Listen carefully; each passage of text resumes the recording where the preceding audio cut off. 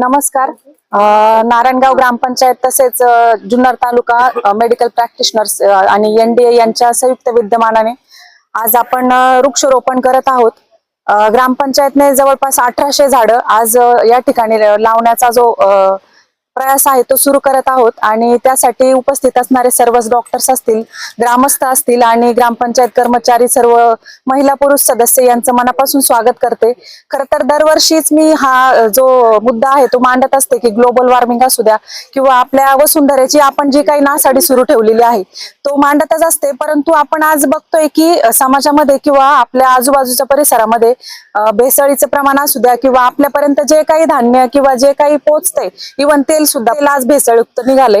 म्हणजे कितीतरी आपल्यापर्यंत पोहोचणाऱ्या ज्या अन्न घटक असतील किंवा जे काही असेल ते अत्यंत निकृष्ट दर्जाचं आपल्याला मिळतंय आणि त्यासाठी आपण खरं तर आपणच जबाबदार आहोत. आपण तिच्याच कुशीत राहून आपण तिच्या सोबतच इतकं वाईट वागलोय. वृक्ष तोडा असू द्या किंवा वृक्षांच्या जागी इमारती खड्या करणे असू द्या किंवा औद्योगिकरण असू द्या, अशा बऱ्याच गोष्टीतून आपण आपल्या वसुंधरेची जी हानी आहे ती चालवली आहे. त्यामुळे सर्वच नागरिकांना या माध्यमातून आव्हान करते की वृक्ष रोपण असू द्या किंवा अन्य कचरा किंवा अन्य काही ज्या काही आपण आपल्या पृथ्वीची जी काही हानी करत आहोत ती आपल्या स्वतःपुरतं मर्यादित राहून किंवा आपण स्वतः थोडंफार जागरूक राहून किंवा स्वतः प्रत्येकामध्ये तेवढं विजडम आणि मॅच्युरिटी असणं गरजेचं आहे की आपण आपल्यामध्ये तेवढं विजडम आणि मॅच्युरिटी असणं गरजेचं आहे की आपण कशा प्रकारे आपल्या परिसरामध्ये राहतो आणि कशा प्रकारे आपण जो कचरा पण आपण फेकत आहोत तो आपल्या घर सोडून आपण थोडा लांब फेकतो, पण आपण आपल्या गावातच किंवा आपल्या परिसरामध्येच तो फेकत असतो. त्यामुळे आपलं त्याला कधी ना कधी त्याचा परिणाम आपल्यावरती होणारच आहे.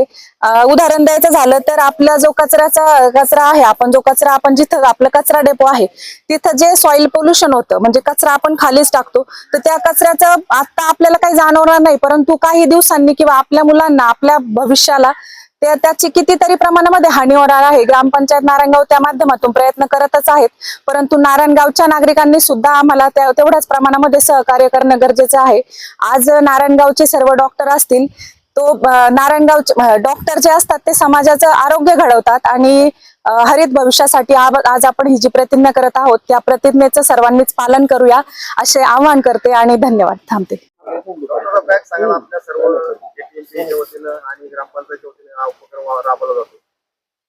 नमस्कार. आपण या ठिकाणी आज वृक्षारोपणाच्या कार्यक्रमासाठी जमलो आहोत.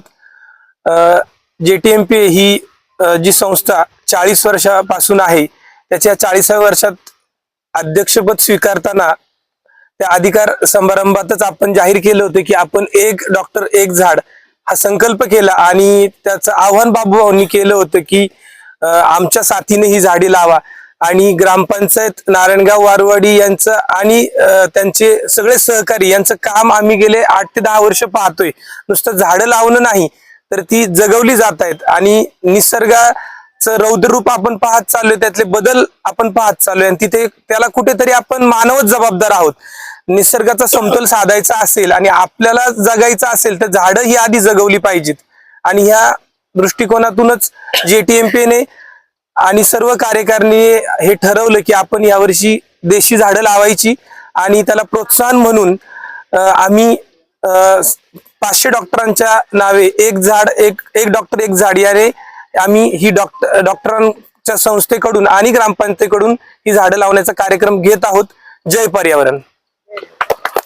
पाऊस सुद्धा म्हणतोय बोलू नका काम करा, अशी परिस्थिती आताची आहे. विकासाबरोबरच पर्यावरण रक्षणाचंही चांगलं काम करताय. आज हा उपक्रम राबवला जातोय, काय सांगा? मी खरं तर आपण राजे शिवछत्रपती प्रतिष्ठानच्या माध्यमातून जेव्हा आपल्याकडं म्हणजे मी सरपंच नव्हतो त्याच्या आधीपासून आपण ह्या टेकडीवर काम करायला सुरुवात केली. रूपात अभिनंदन करायचंय की डॉक्टरांना मी फक्त एकदा त्यांच्या कार्यक्रमात सांगितलं आणि त्यांनी आमच्यावर विश्वास टाकून आज जवळजवळ ही 550 झाडं त्यांच्या माध्यमातून आपल्याला द्यायचा त्यांनी मानस व्यक्त केलाय.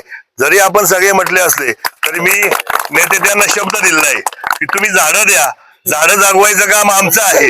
पुढच्या वेळेस सांगताना त्यांना सांगू की टिकडी तुम्ही घ्या, झाडं आधी बाकी सगळी व्यवस्था करतो. पुढच्या वेळेस ती सगळी मंडळी निश्चित स्वरूपात जगवण्यासाठी सुद्धा बरोबर उभी राहतील. अर्थात हा जरी आपला विनोदाचा भाग झाला तरी सुद्धा प्रचंड प्रमाणात पर्यावरणाचा ऱ्हास होण्यापासून आपल्याला जर थांबायचं असेल, आपण पाहिलंय यावर्षी 40 डिग्रीच्या पुढे आपली शिवजन्मभूमीचं टेम्परेचर होतं, जे आतापर्यंत कधीच नव्हतं. परंतु त्या माध्यमातून देखील आपल्याला पर्यावरण तालुका म्हणून जर घोषित झालाय, पण त्यावर सुद्धा आपल्याला काम करायचं असेल तर त्यावर झाडं लावणे हा एकमेव आणि एवढाच एकमेव आपला त्याच्यावर उत्तर असणार आहे. अधिकचा वेळ घेणार नाही, पावसाला सुरुवात झालेली आहे आणि त्या माध्यमातून ही सगळी झाडं जगवण्यासाठी जे जे प्रयत्न लागतील, मला वाटतं ग्रामपंचायत सदस्य आणि जे कर्मचारी आहेत त्यांचं देखील विशेष आभार आहे की ते त्यांच्या माध्यमातून आज तुम्हाला इथं जी झाडं जगलेली दिसतील ही त्यांच्या माध्यमातून त्यांच्या अथक प्रयत्नातून ती झाडं जगलेली आहे. जरी ग्रामपंचायतचं नाव होत असेल, बाबू पाटील नाव होत असेल, सरपंचांचं नाव होत असेल, तरी ही टीम मागची कार्यरत आहे. प्रतिष्ठानची अनेक पोरं या माध्यमातून काम करत असतात आणि सातत्याने पर्यावरणासाठी काम करणं हे खरं तर आपलं आद्य कर्तव्य आहे. त्या माध्यमातून आजचा उपक्रम संपन्न होतोय. मनापासूनच आपल्या डॉक्टर असू यांचं मनापासूनच मी आभार व्यक्त करतो.